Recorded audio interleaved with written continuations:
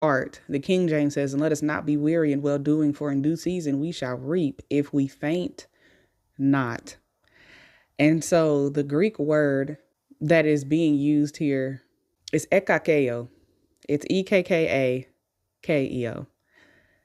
And it means faint or be weary. It's a verb that carries the idea of spiritual, emotional, and moral fatigue that tempts a believer to abandon a God-given assignment or attitude.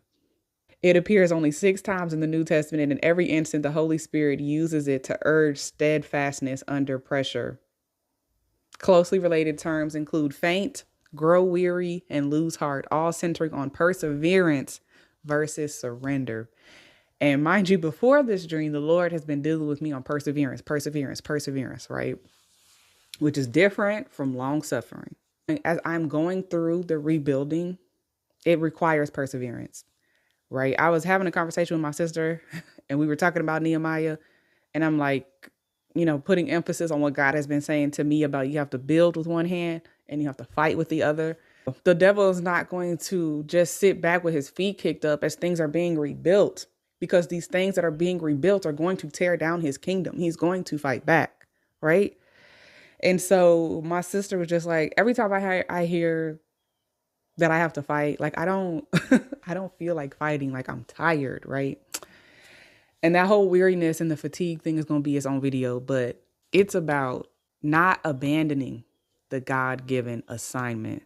Do not be so emotionally exhausted. Do not be so spiritually fatigued that you abandon, or that you're tempted to abandon your God-given assignment. That could be the things that God has called you to. It could be ministry. It could be the things that, even business that he's calling you to build right now. It could be your children. It could be your marriage, right? It could be the things that God has called you to steward.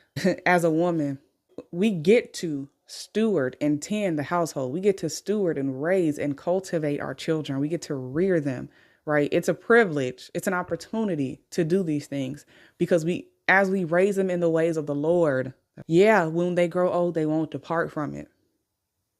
But it's raising them to be who God created them to be. God is entrusting you to steward, not somebody, right? That's significant. That's an assignment. Motherhood is an assignment. Your marriage, it's a covenant.